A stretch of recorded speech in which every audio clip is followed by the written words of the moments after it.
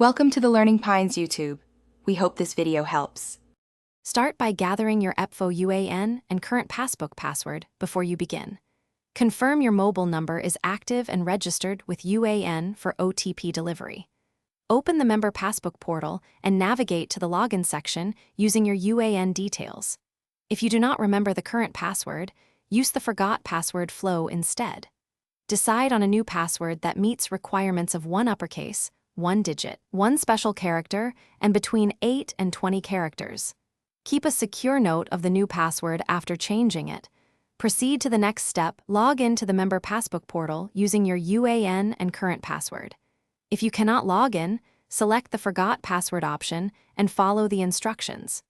Choose the Change Password option in your account settings or security section.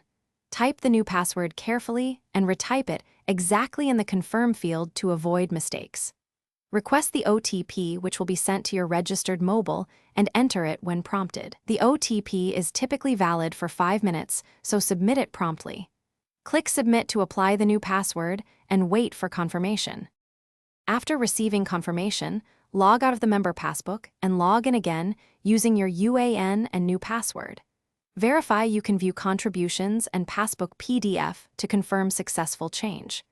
Update your password manager or secure records with the new password information. Note that changing passwords periodically is recommended, and many systems suggest updating every 90 days. If login fails, repeat the change password flow, carefully checking each character and the OTP. For persistent issues, contact the Epfo help desk through official channels for identity verification help. Thanks for watching. Consider subscribing if we helped you.